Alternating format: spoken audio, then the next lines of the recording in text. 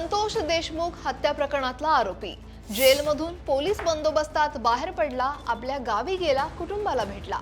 पण त्याला बाहेर का सोडलं, त्याचा प्रवास आणि पोलीस बंदोबस्ताचा सगळा खर्च कुणी केला, जाणून घेऊयात. नमस्कार, मी अक्षरा चोरमारे, आपण पाहताय लोकमत.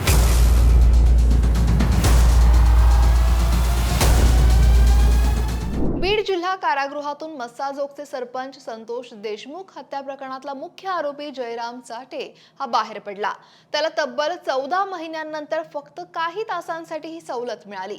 यामागे एक भावनिक कारण आहे. जयराम चाटेचा धाकटा भाऊ श्रीराम चाटे याचं 2 मार्चला निधन झालं. त्याच्या 12व्याच्या विधीसाठी उपस्थित राहण्यासाठी जयरामनं न्यायालयाकडे परवानगी मागितली होती.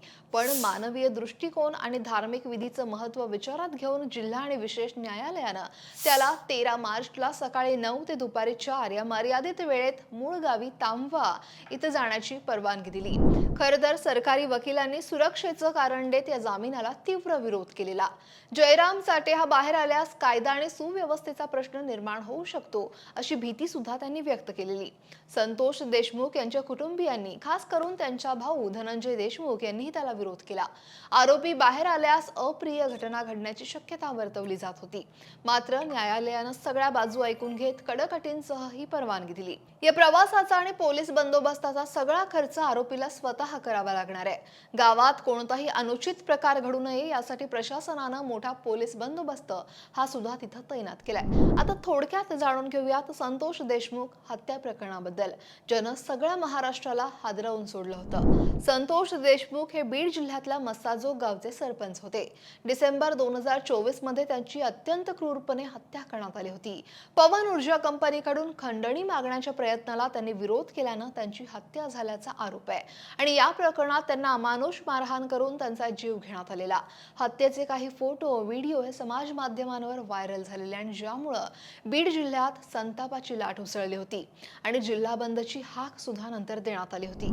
या प्रकरणात राष्ट्रवादी काँग्रेसचे नेते आणि तत्कालीन मंत्री धनंजय मुंडे यांचे निकटवर्तीय वाल्मिक कराड हे मुख्य आरोपी आहेत. जयराम चाटे याच्यासह विष्णू चाटे, सुदर्शन घुले, प्रतीक घुले, सुधीर सांगळे, महेश केदार, कृष्णा आंधळे असे अनेक आरोपी या प्रकरणात तुरुंगात आहेत. सीआयडीनं या प्रकरणात 66 पुरावे आणि 184 जबाब सादर करत आरोपपत्र दाखल केलं. हे प्रकरण सध्या न्यायालयात प्रलंबित असून सुनावणी सुरू आहे. तर 13 मार्चला सकाळी जयराम चाटे तांबवा या आपल्या मूळ गावी भावाच्या धार्मिक विधीसाठी दाखल झाला. त्याच्यासोबत मोठा पोलीस बंदोबस्त होता आणि गावात कडेकोट सुरक्षा व्यवस्था सुद्धा ठेवण्यात आलेली. कोणताही अनुचित प्रकार घडू नये यासाठी प्रशासनानं जयराम चाटेच्या प्रत्येक हालचालीवर बारकाईनं लक्ष ठेवलंय.